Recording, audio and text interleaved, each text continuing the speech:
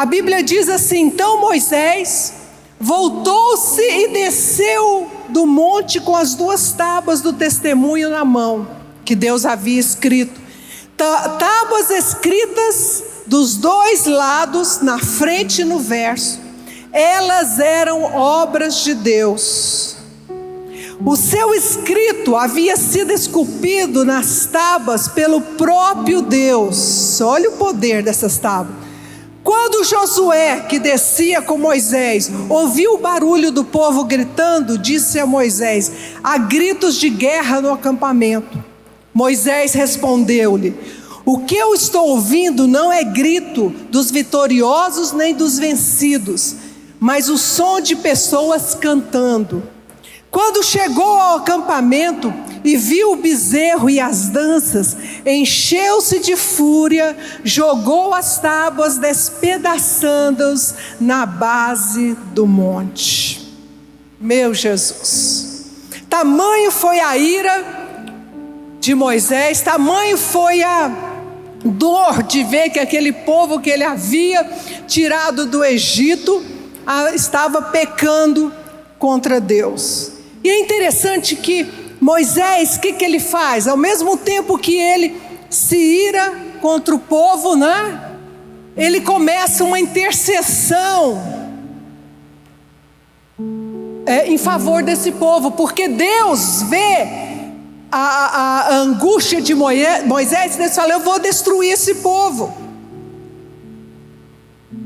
E é interessante que aqui nasce um dia que é importantíssimo para o povo de Israel, que é Yom Kippur, tempo de favor e de perdão. Quem já ouviu falar de Yom Kippur? Pois é um tempo de reconciliação entre Deus e o povo, não é?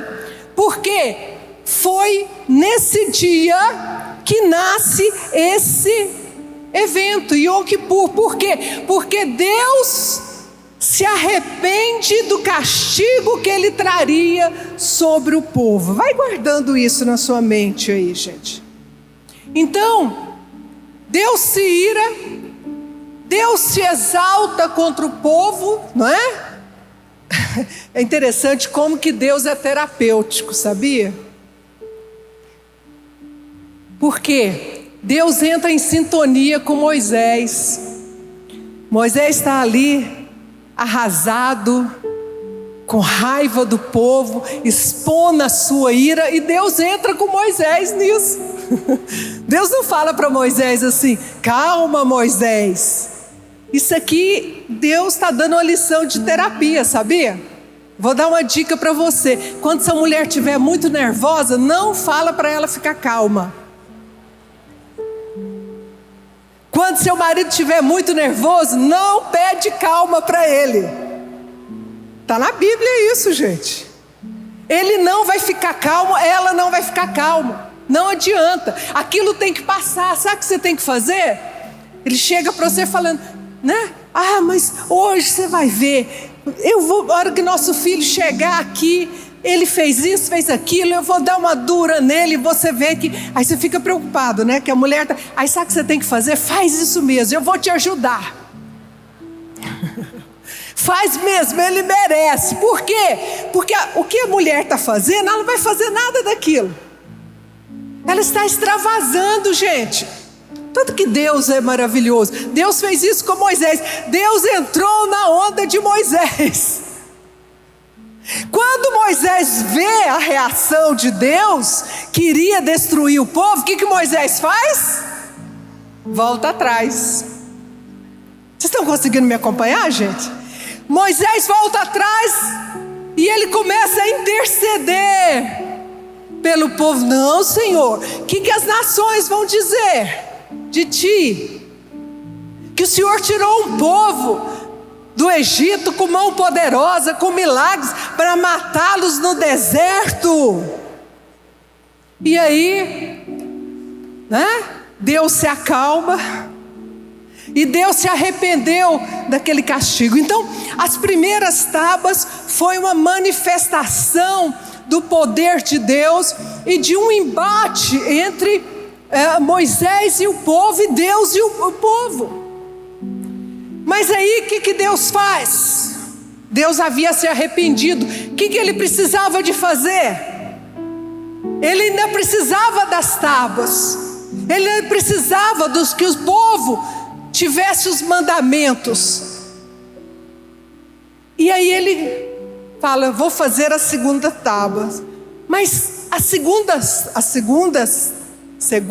tábua tem um aspecto totalmente diferente, que é importante aqui para o que nós estamos falando.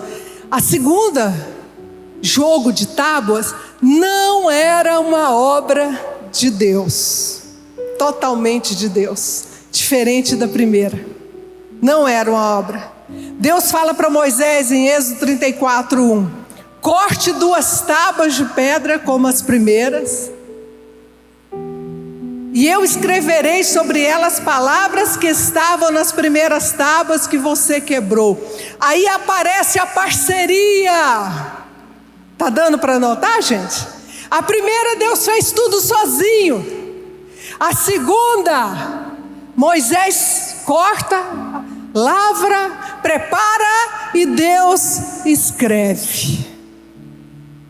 E eu fiquei pensando: meu Deus, que coisa tremenda. Existe um paradoxo aqui, porque as primeiras tábuas, que era santa, feitas pelo dedo de Deus, pela mão de Deus, não ficaram intactas. Mas a segundo jogo de tábua, feita entre Deus e Moisés em conjunto, fica intacta. Que lição nós vamos tirar disso aqui, gente? Vai guardando isso aí no seu coração. É uma lição tremenda. Devia ter sido o oposto. As tábuas que Deus fez, que deveria ter sido preservadas, vocês não acham? Elas eram santas, feita pela mão de Deus. Ela tinha maior santidade. Elas tinham um toque de eterno, porque Deus mesmo fez.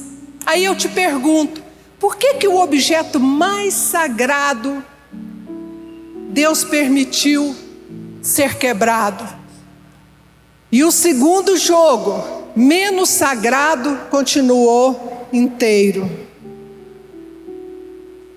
E aqui eu começo a minha palavra. Aqui tem um princípio fundamental para a nossa vida cristã. Um princípio que você precisa guardar em seu coração. Um princípio que vai reger sua caminhada com Deus. Ali aconteceu 2 fenômenos importantíssimos. Que fenômenos são eles? Os rabinos chamam eles de... Eu vou tentar ler aqui em hebraico, gente. Meu hebraico, claro, estudei bastante, mas não é bom, não. Os rabinos chamaram esse evento, o primeiro evento, eles chamaram de Itiaruta Deisha Elá. E o segundo evento eles chamaram de Itiaruta Deril Tatá. O que significa, bispo? O primeiro significa um despertar do alto e um despertar de baixo. As tábuas feitas por Deus eram um despertar do alto. As tábuas feitas de Deus, através de Deus e Moisés, era um despertar de baixo. A primeira, que é o despertar do alto, foi iniciado por Deus. O segundo foi iniciado pelo homem. Olha que coisa tremenda. E nós temos a tendência de achar que aquilo que é feito pelas mãos dos homens não tem valor. Vou mostrar aqui para você, através da palavra de Deus, outro aspecto, outra visão. O despertar do alto, que foi as primeiras tábuas, gente, foi um evento único. Nunca mais se repetiu na face da terra. Mas tem uma diferença forte entre eles, porque eles vão em direção oposta.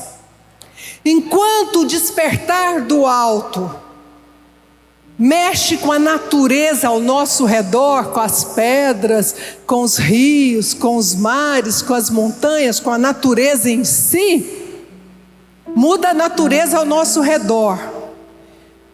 Mas o despertar do alto não muda a natureza humana. Nossa, bispo, o que é isso? Como é isso? É isso. O povo de Israel viu dezenas de milagres e não mudou ele. Eu vou mostrar, não os mudou. Então aquilo que acontece ao seu redor não muda você. Nas primeiras tábuas, nenhum esforço humano foi empregado. O homem teve uma participação passiva. E é assim, aquilo que Deus faz através de um toque na natureza é algo forte, é algo avassalador, mas só enquanto dura, gente, passa. Então, por isso que manifestações, experiências que muitas igrejas pentecostais vivem, não muda as pessoas. Eu conheço pessoas, gente, que receberam, não foi um dente de ouro, não, receberam 10 dentes de ouro. Já ouviu falar nisso, dentes de ouro? Uma visitação de Deus que transformava as obturações, em ouro.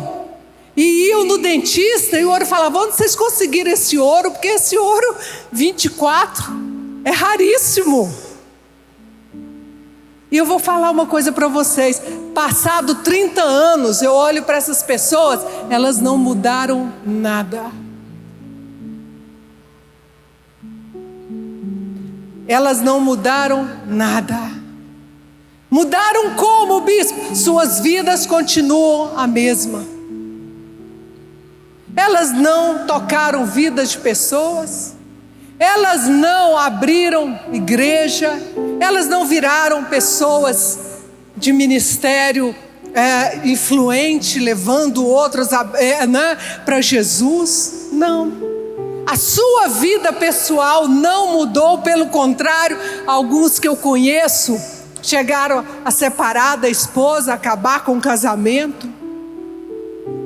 Então essa experiência do alto, ela é muito forte, mas ela passa, e as pessoas voltam a ser aquilo que eram antes.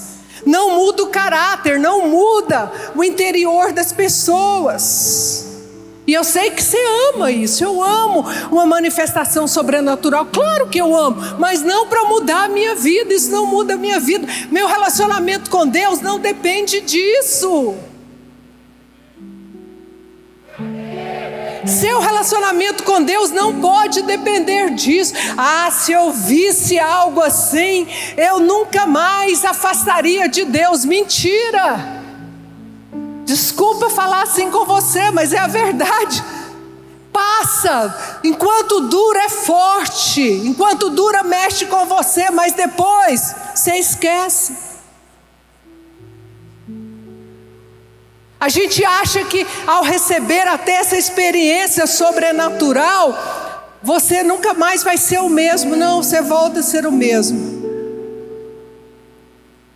Então, o despertar do alto, gente, nossa, bispo, então você está fazendo pouco caso das manifestações de Deus? De forma alguma.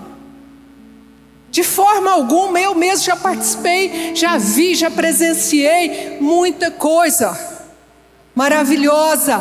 Mas o que eu estou falando para você é que isso não muda você.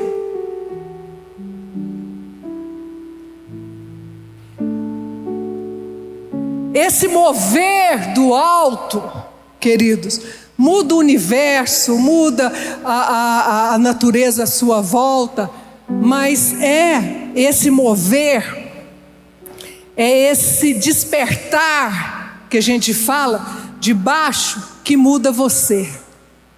Por isso Deus permitiu tudo aquilo.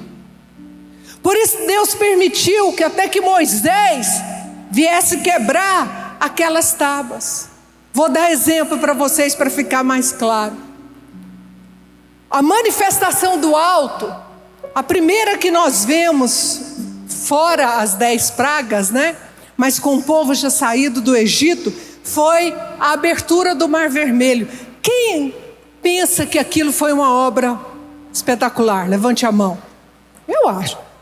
O mar se abrir, Mar Vermelho se abrir, isso não é obra que algum sábio, pessoa do Egito, aqueles magos poderiam fazer. Não. A divisão do Mar Vermelho é essa manifestação sobrenatural. Eles foram confrontados com os egípcios e Deus falou o quê? Não faça nada, porque eu vou à frente de vocês. É isso que Deus fala. Eles veem que eles estão sendo atacados por trás e Deus diz: não faça nada. Eles foram ordenados a fazer nada. Fiquem parados e vocês verão a libertação que eu trarei hoje a vocês. Deus lutará por vocês. Vocês precisam apenas ficar parados. Que coisa, gente. A segunda enfrentamento que eles têm foi contra os amalequitas. Nessa segunda enfrentamento, diante de uma situação fora do controle deles, os israelitas tiveram que lutar. E Deus manda Moisés dizer a Josué: escolha os homens e vá lutar contra os amalequitas. Então, o Mar Vermelho era um despertar do alto. Não dependeu nada de Moisés, nem Josué, nem do povo de Israel. O segundo, a guerra contra os amalequitas, gente, eles não eram soldados, mas eles guerrearam. A guerra contra os amalequitas, nós consideramos como um despertar de baixo. E há uma diferença incrível aqui. Após a divisão do Mar Vermelho, do despertar do alto, 3 dias depois, o povo de Israel já tinha esquecido. O maior de todos os milagres que eles haviam presenciado, eles esqueceram e começaram a reclamar que eles estavam sem água, que eles estavam sem comida, que eles isso, que eles aquilo. Se não tinha no Egito, se não havia no Egito cemitérios, covas para eles serem enterrados, e agora a gente vai morrer nesse deserto 3 dias depois. Agora presta atenção nisso aqui. Mas após a guerra contra os amalequitas, os israelitas nunca mais reclamaram ao enfrentar um conflito. Isso aqui são estudiosos rabinos que chegaram a essa conclusão. A única exceção depois dessa guerra contra os amalequitas foi quando os espiões voltaram trazendo relato da terra, lembra? Quando eles voltaram e os 10 disseram coisas negativas, né? E eles aceitaram o relato desses 10 covardes. Mas foi aquilo. Nunca mais eles reclamaram de comida, de água. Por quê, queridos? Porque eles tiveram que lutar juntos. Então, olha aqui. Eu sei que é maravilhoso, seria ótimo se Deus fizesse tudo por nós, mas você vai esquecer no outro dia.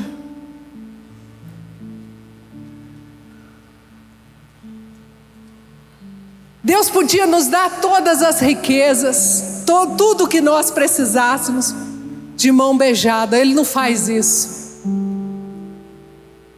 Sabe por quê? Amanhã você esquece. Por isso que Davi disse: eu não darei ao Senhor algo que não me custe nada. Por isso que quando você dá o seu dízimo, você dá a sua oferta, isso tem um impacto no mundo espiritual. Por quê? Porque te custou. Quero ouvir um amém.